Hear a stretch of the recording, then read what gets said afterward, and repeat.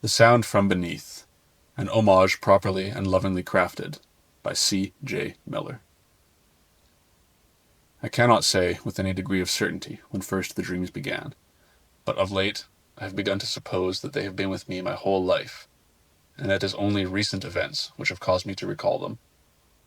But allow me to start at the beginning, or at least at the day on which this whole strange affair of the last few weeks developed. I had only just recovered from a brief bout of fever, which had left me bedridden for 2 days, and was feeling restless. I decided to take a walk around the grounds of my family estate to restore some vigor to my body. The Phillips estate, on which my family has lived and died for the last 300 years, is modest in size compared to the enormous commercial farms which have surrounded and encroached towards the edges of our once secluded property over the last century, yet still large enough, as I have discovered, to conceal its own secrets.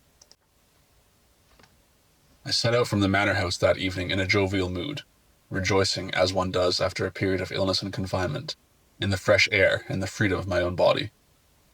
I walked much longer than I normally would, right to the edge of our property, and from there took a circuitous route, approximately following the property line, which finally brought me, as the last of the evening light faded, along the dark and densely wooded area near the furthest corner of our estate, far behind the manor house.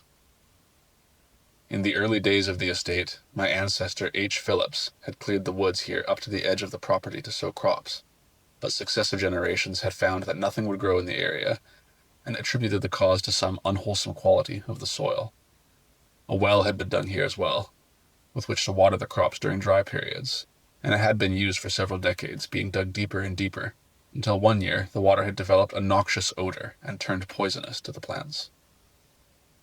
Since then, both the bad well and the attempts to sow a field had been long abandoned, and the dark woods had crept back onto our estate, reclaiming all the earth from which H. Phillips had forced them back. In just a couple centuries, the trees had already become remarkably thick, their canopy heavy and dark, their roots and branches gnarled and twisted. Like so many other things around the estate during the reign of my father, whose incessant drinking consumes nearly all his attention, and who is stubbornly uninterested in the heritage and history of our family, the entire area for several acres around had fallen into a sorry state of disuse and disrepair. Since there was now neither well nor field here, this corner of our estate was almost never visited after those early attempts to make use of it. The woods on our northern border were still old and wild, and for generations the women of our family had always warned their children and grandchildren not to go into them. What compelled me then to walk here on that evening, I could not say at the time. The obvious answer would seem to be that I was simply following the natural course along the boundary of our estate, and such was my thought as well. But after my recent experiences, I wondered whether it was not something quite outside myself which called me there. The twilight grew dim as I neared the tree line. By the time I was a stone's throw from the edge of the woods, the sun had dipped below the horizon, and the shadows of dusk were chasing all the light out of the land. The waxing moon appeared above the horizon, and the cold sunlight that reflected from it gave the whole scene a pale, bluish hue, and threw long, twisted shadows at the feet of the thick trees. I was about 30 feet away from the edge of the woods, and just altering my course slightly to take me back along the boundary of the estate, and back towards my starting point, when I first heard it. Or perhaps I should say felt it. It was not that I heard it clearly or suddenly. Rather, the sensation crept up on me gradually. As I walked roughly parallel to the tree line, I became aware of a giddy sensation, a sort of tingling that seemed to come upwards through my feet and affected my entire body. For a minute or so I ignored it, attributing the cause simply to my newly restored health, but as I walked, the odd feeling became more insistent. At some point I realized, too, that the strange sensation was indeed accompanied by a sound. Every time I felt the vibrations pass upwards through my body, I sensed a very deep, scarcely perceptible thrumming noise. I could not make out where it came from, as it seemed to fill the air around me, coming from everywhere at once. The sensation only grew more intense as I walked. I decided to pause a moment, steadied my breath, and strained my ears to try to determine its source. I continued to feel the vibrating sensation coinciding with the sound. There it was, every minute or so, a long, low pulse lasting several seconds, then a period of silence, followed by another deep pulse. I walked on, and the sound grew more intense. The strange quality of the moonlight gave the twisted trees a grotesque resemblance to human bodies contorted in agony. Somewhere close, I knew, was the bad well, swallowed up by the dark woods. I stopped again and tried to peer into the impenetrable darkness of the growth, hoping to catch a glimpse of the well and wondering whether the sound might be coming from inside of it. Underground water flowing, perhaps, or even tectonic plates shifting. It was far too dark and the woods too thick for me to see the well at the time, but I have since learned that I was standing almost in front of it, only about 20 yards away. I took another step towards the woods and felt the pulsing sound again, so deeply and powerfully that its subsonic vibration nearly buckled my knees. Another step forward, and the next pulse came seconds later, even deeper than the first. Then the pause. My heart began to flutter wildly, and I felt a fear and fascination unlike anything I can possibly explain to you. I froze, rooted to the spot. The hairs on the back of my neck stood on end, and my flesh broke out in goosebumps in anticipation of the next set of pulses. They came, resonating through every cell of my body, making my stomach lurch and my balance weak. I could not think straight. After the last one subsided and the familiar pause ensued, a bizarre but insistent thought entered my mind. The sound resembled a heartbeat. It was inhuman, obviously, and had such an impossibly slow and strange rhythm as to seem not quite natural, even. But the resemblance was unmistakable. I was filled with an indescribable sense of dread and awe, so overwhelming that every instinct urged me to run as fast and far as possible to save myself. And yet, at the same time, an emphatic inner voice, which at the time I attributed to my own curiosity, told me to remain. I stood still and silent, not daring even to breathe, waiting for the next set of pulses, the next unearthly heartbeat. The sound welled up from beneath me, passed through me, overwhelmed me. My mind swam with vague and bizarre visions and a feeling of impending doom, and I lost my consciousness entirely. I must have been out there until late in the morning. The next thing I knew, I woke up in my own bed, groggy and disoriented, with my father and mother standing over me, peering anxiously at my face. As soon as I awoke, my mother swarmed me with a flurry of concern and questions, none of which I was able to answer. I was barely able to register what she was saying, and could only shake my head and try to wave her off. Vague, half-forgotten fragments of my dreams from the night before intruded into my mind. Visions of a deep hole near the woods on our estate by the old well, accompanied by a deep-seated sense of unease. The images were strange, and yet seemed somehow familiar, as though I had seen them before, long ago. It took several minutes for me to regain my faculties fully. My mouth was dry, and my tongue felt hot and itchy. Water. Need water, I managed to croak weakly. My mother stood again from her chair and began frantically calling for the servant to bring water, then crowded me again, demanding to know what had happened and why I had gone out at night. My father stood then, placing a calming hand on her shoulder, and shushed her gently. Calm yourself, woman, and give the boy some space. He'll explain himself as soon as he's had something to wet his throat. She stood back reluctantly, and just then a houseboy knocked politely at the open door, holding a large glass of water balanced on a serving tray. My mother strode briskly across the room and snatched the glass from him, berating him for his sluggishness. She came back to my bedside and held the glass gently to my lips for me to drink. I drank deeply, draining the whole glass in one go. Mother stood back again and looked at me expectantly. Well, are you going to tell us what you were doing out there, young man? You had your father and me scared nearly out of our wits. I'm sorry, Mother, but I have little idea of what happened myself. I went out for a walk in the evening after supper, you'll recall, and I must have fainted at some point. I suppose I was not as fully recovered as I had thought. By then, I had more or less remembered all the events of the night before, leading up to my loss of consciousness. But the whole memory had such a bizarre and nightmarish quality that I was not even sure whether it was real, and decided to make no mention of the sound coming from underground near the old well. My mother seemed satisfied with my explanation, though still concerned for my well-being. My father, though, eyed me with what almost seemed like suspicion, and I wondered whether he might suspect that I had left something out. Still, he outwardly accepted my answer, and explained to me that when I had not come back from my evening stroll long after dark, my mother had begun to worry. When they had checked my bedchamber early in the morning, and found that I had still not returned, they had sent everyone in the household out to search the grounds of the estate. It had been an old manservant named Reeves who had found me far from the manor house near the dark woods. Again I explained to them that I had been merely strolling with no aim in mind, following the boundary of our property, and must have fainted due to the exertion so soon after my illness. For the next couple of days, everyone seemed to largely forget about the whole incident, though on a few occasions it seemed that my father was eyeing me with a squinting, penetrating look. I ignored it, figuring the old man was simply too deep into his cups, which was often the case. As for myself, I did my best to go back to normal, and I didn't go near that far corner of our estate again. I did still think of the strange visions I had dreamt, and was unable to shake the feeling that I had seen the same images before, but they grew increasingly difficult to recall, and soon I was no longer certain what had been a dream and what had really happened. Then one night the dreams came to me again. In this dream, my vision seemed to float, disembodied, towards the place where I had fainted a few days before. The scene looked the same, the pale bluish moonlight, the densely overgrown woods. I could even hear the same sound, which I was increasingly inclined to think of as a slow, impossibly deep heartbeat, and could feel its reverberations passing through me. But here, as in the last dream, was a hole in the ground at the very place where I had stood when I fainted, leading straight down into the ground. I remember experiencing in the dream the same queasy sense of foreboding I had felt when I was really there, and I did not want to go near the hole. I desired nothing more than to run as far away from the place as I could. Yet, at the same time, I felt drawn inexorably towards it.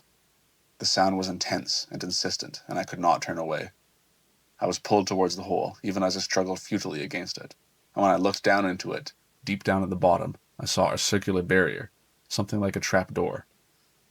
It seemed to be made of some queer stone whose ghostly color perfectly resembled the hue given off by the pale moon, and it was carved around the edge with some sort of hieroglyphs, whose design was completely alien to me. As I studied them, the overpowering sense of dread grew ever stronger, and yet, with morbid fascination, my vision followed their inscription around the edge of the doorway. I could make nothing of most of them, but at the bottom of the circle was carved what appeared to be a grotesque and shocking depiction of some horrifying creature, which a religious man might have described as demonic. The thing was almost impossible to describe due to its bizarre and uncanny shape, something half resembling the sea monsters that used to adorn old maps, perhaps, vaguely octopod, and distinctly unearthly. Even the small and crude likeness was enough to make me recoil with abhorrence, yet paradoxically something about its abnormal form fascinated and enthralled me. From the other side of that strange, glyph-carven portal, the sound called to me. It surged up from far below, causing the very ground to tremble and the stone of the door to thrum along to its frequency, until suddenly the door split open with an ungodly groan, like the mouth of a predator inviting me to descend. And then I awoke. I launched myself up from my bed into a sitting position, throwing the cold, sweat-soaked sheets from me in a moment of blind panic. I steadied my ragged breath, and as I calmed and quieted, I became aware of the sound again, faint but quite distinct, reaching me even at this distance of over a mile, and through the stone walls of the manor house. I sat there silently, listening to the weird heartbeat, and remembering with mingled unease and fascination the strange vision I had seen. The hole in the ground had not been there in reality when I had happened upon the place during my stroll a few days before. Of that I was quite certain. But the images of the dream had been so vivid, and the feelings so intense, and all of it so strange and yet somehow so familiar, that I felt it must have had some sort of significance. The peculiar round door I had seen with the hieroglyphs upon it. I shuddered at the mere recollection of the unsettling carving of that creature, even as the memory of its exact appearance grew vague in my mind. What if it really was there, and I had somehow missed it? Although in my dream it had appeared in good condition, almost unscathed, in fact, it had given me the impression of being ancient, far older than the family estate. So who could possibly have built it? Could the Red Indians who occupied this land long before us have created something with that level of workmanship? And if so, to what purpose? What could it lead to? That I was even asking myself such questions was unusual, as I am normally inclined to consider myself a skeptic, and have no interest whatsoever in the occult or supernatural, let alone any supposed hidden meaning in dreams. Nonetheless, I was unable to dismiss my morbid curiosity, or calm my growing restlessness. Besides, the sound I was hearing and the reverberations it created through my body were all too real. I felt compelled, almost against my will, and certainly against my better judgment, to go back to that place at the far edge of the estate and have another look, if only to assure myself that what I was hearing was simply the result of my imagination, and perhaps some lingering effect of my recent illness. To that end, at an ungodly hour of the night, I arose from my bed, hastily donned an old frock coat which had belonged to my grandfather, pulled on a pair of boots, took the oil lantern from my bedside table, and crept out of the house. The night was cool but bright, even brighter than the first time I had gone out to that place. As I stole out a seldom-used back door of the manor house, the odd idea occurred to me to stop at the nearby garden shed and take a shovel with me. I did this with hardly a second thought as to why I might need it, so drawn by the penetrating sound and my own fateful curiosity that I could think of little else. And so, with lantern in hand and shovel slung over my shoulder, I strode determinedly towards the tree line in the distance. I must have walked with unusual speed and vigor, for in what seemed like no time at all, I was already near the woods. The sound, of course, grew much louder as I approached, so that I could very likely have guided myself to the exact place with my eyes closed, using only its growing intensity to find the way. I deliberately slowed my pace as I neared the place where I had fainted last time. The moon was more than half full now, and its queer, pale light revealed more to me. When I peered into the dark woods, I could even dimly make out the shape of the bad well, only just visible through the trees. It was overgrown with bushes, gnarled roots had penetrated through at its base, and its old stones were covered with slimy black moss. A shiver crawled up my spine, and it settled in the nape of my neck at the sight of it, and my previous sense of unease returned in full force.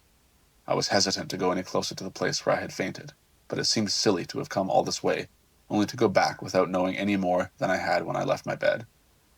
Besides, as always seemed to be the case lately, my curiosity outweighed my fear, and I felt inexplicably drawn towards the source of the heartbeat. I took a halting step forward, then another. My flesh crawled, and my thoughts became confused. The only thing that was clear to me was that this was where I needed to be, and I had to press on.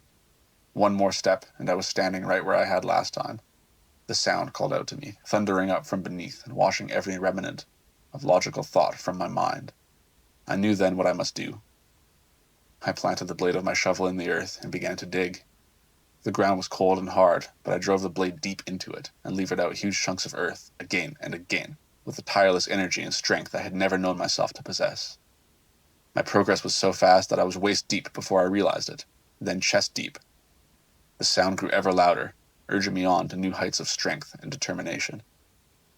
To anyone who saw me, I would have appeared extremely suspicious, if not outright insane, but I did not think about that until much later. I could think of nothing at all, not even what I was doing. My body simply went through the motions of digging, and the only thing that my mind registered was the slow, steady dum, dum, dum, dum of the heartbeat beneath my feet. It soon became unbearably intense, reverberating through the very core of my being, until again it overcame me and my world went black.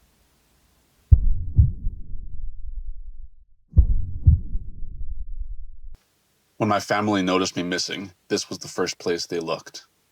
Flabbergasted manservants hauled me out of the hole I had dug and carried me, still unconscious, back to my bedchamber where I awoke. I was alone in the room when I regained consciousness, and had a little time to reflect on my strange experience before inevitably being bombarded with questions, concern, even outrage. I could hardly account for my own bizarre and entirely uncharacteristic behavior, but for the moment that seemed to matter little. What strange visions I had seen in my dreams.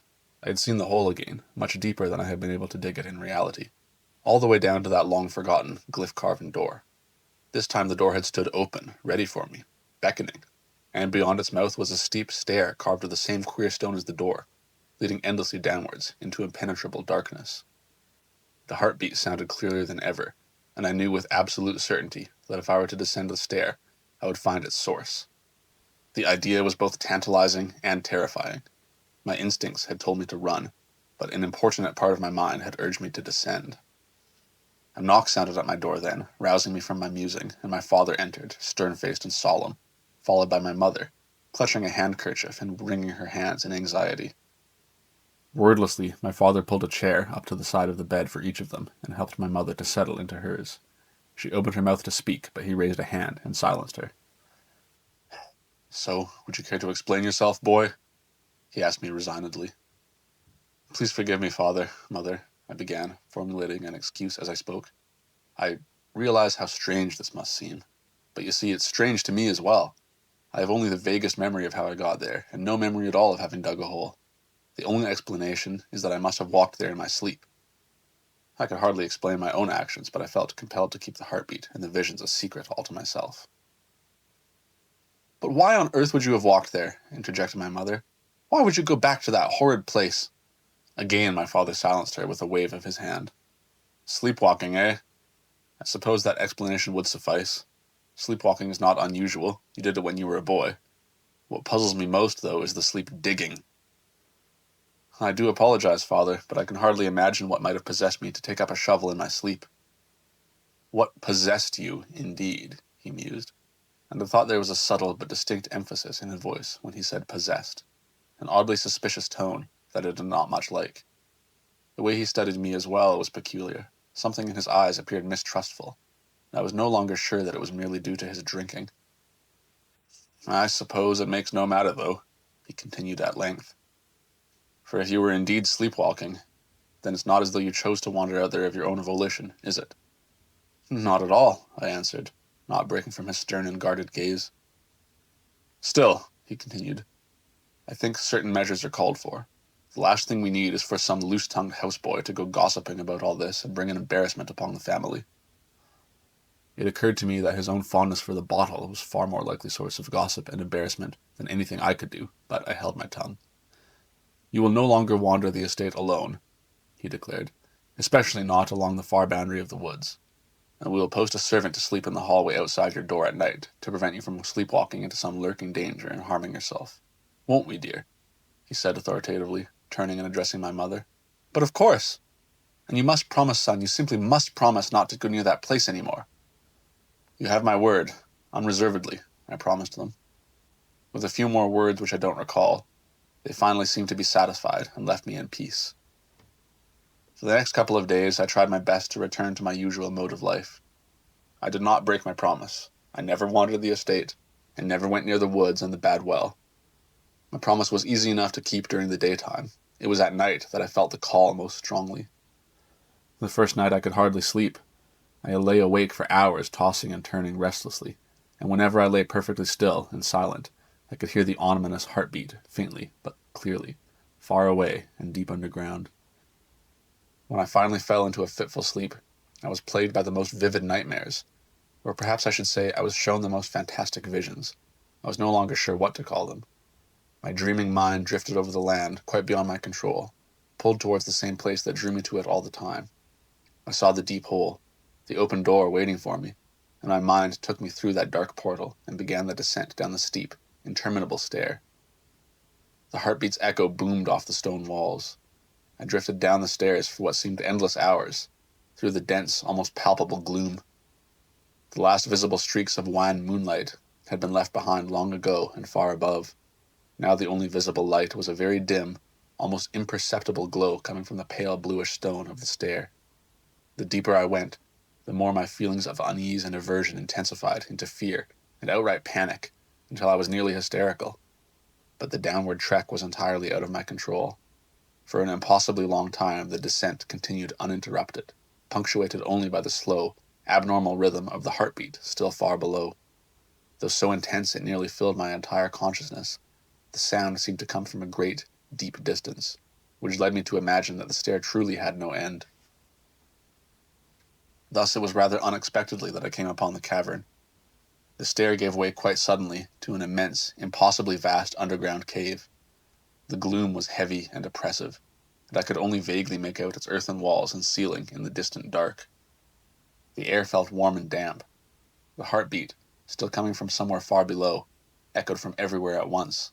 I was completely paralyzed by fear. The malevolent and oppressive atmosphere was overwhelming, and my mind was almost in a blind panic, but I could neither run away nor wake up. I had no choice but to remain where I was and scrutinize my bizarre and unnerving surroundings. Gigantic stalactites, larger than bell towers, hung menacingly from the ceiling, threatening like Damocles' sword. Some of their shapes bore a frightening resemblance to figures, vaguely hominoid in shape, but quite unlike anything in the natural world. The entire cavern was bathed in a weird, greenish-black light, even dimmer than that of the stair. I searched the ceiling for its source, but could only see the grotesque stalactites. Only when I looked out at the floor of the cavern ahead of me did I discern the source of the unwholesome glow. An immense, underground lake stretched before me, nearly as far as my eyes could see. Its placid, ink-black waters were giving off the weird glow which, it then occurred to me, reminded me disconcertingly of the color of putrefying flesh. As I gazed out of the black lake with mingled fascination and horror, the heartbeat sounded again. Far in front of me, on the noxious water, a giant bubble of air broke on the surface, seconds after the sound, and for a fleeting, terrifying instant, everything became quite clear to me, before my mind reeled and churned in a confusion of panic. And then I woke up.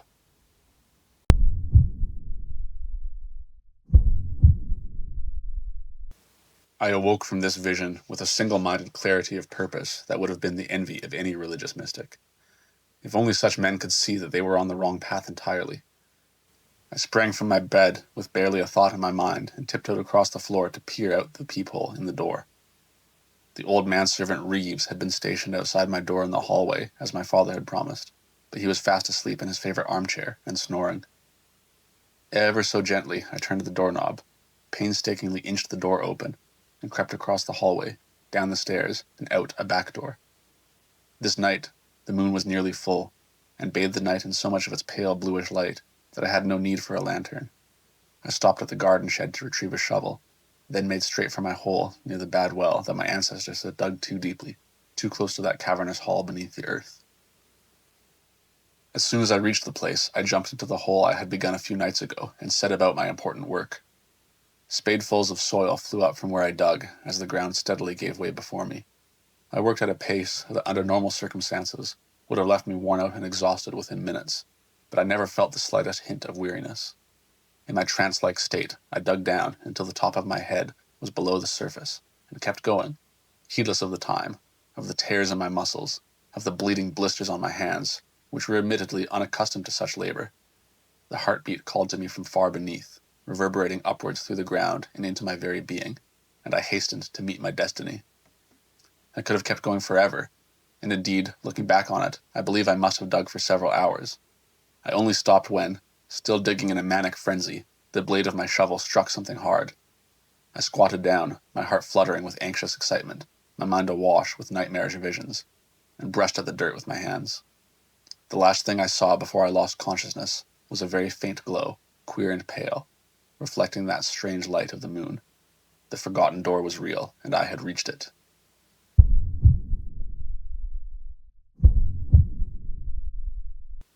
This time, when they found me, the hole I had dug was so astonishingly and worryingly deep that a length of rope was required to haul me out. I was dressed only in my nightclothes, and my hands were a bloody mess, which caused my mother some consternation. The servants who pulled me from the hole were mystified as to how I had managed to get so deep. My mother was distressed, my father furious. I did not care. When they confronted me, I made whatever noises I thought were warranted to make them leave me alone. I again offered the half-hearted and not very plausible excuse of sleepwalking, apologized without sincerity, and made my father a promise, which even then I never had any intention of honoring, to control myself and behave normally. I was far beyond caring what my father thought, that intemperate old fool. Even my mother, whose concern for me was genuine, I saw merely as an obstacle in the way of my destiny. Reeves, the servant who had been ordered to watch me to make sure I did not leave at night, had been sacked when my father realized he had failed in his duties, which was rather unfortunate, as he had been with the family for his entire long life, and had always served us loyally. But of course I knew that I was in no position to defend him. Besides, very soon it would not matter anyway. My father ordered that I remain locked in my bedchamber the rest of the day and night until an expert psychologist could come out to the estate to examine me on the morrow. Before he left me, he turned around and added one last thing which caught me off guard. "Son," he said, quite somberly, "you best stop digging around that old well. Some things are better left unearthed." He left the room then and locked the door behind him, leaving me alone to speculate whether he hadn't known all along more than he let on. But whatever inkling he may have had of what was beneath us was minuscule compared to what had been revealed to me. Of that I was certain. Night falls as I write this, and the light leaves the world. When I have fulfilled my destiny, I don't know if it will ever return. The sound from beneath reached me, even during the daylight, even as I was confined to my bedchamber, calling to me distantly, but doggedly. I notice with a thrill of excitement that the moon is full this night. The world grows dark, and the call becomes louder. I must heed it. They have locked me in here like some lunatic mental patient, awaiting the input of some so-called expert, but no matter. I have no intention of waiting here. Before they locked me in, I managed to stash a length of rope underneath my bed, the very same that was used to pull me from the hole this morning. The palms of my hands are covered in oozing sores, and every muscle in my body is stiff and aching. But I bear all this patiently. Very soon it will not matter any more. They have filled the hole, I know, but no matter. He will lend me all the strength I need to reach the forgotten door. To my mother and father, if you are the first to read this, I suppose I should apologize for my behavior of late. I hope this missive answers some of your questions before the end. Know that I have not acted out of any malice or resentment towards you or anyone else. I did not choose my fate. An ancient power beyond the understanding or control of man is beginning to stir, and for reasons beyond my comprehension, I have been chosen to play my small part. Destiny has called me, and I must answer. His heartbeat quickens. The great dread awakens, and he is hungry, so very hungry. Once the doom is unleashed, I know not what will come to the world of man, but I suspect this spells a horrible end. I suppose I go now to my death. Perhaps I am to be his first taste of man's blood and bone after the long slumber. Regardless, the hour is late, and things cannot be otherwise.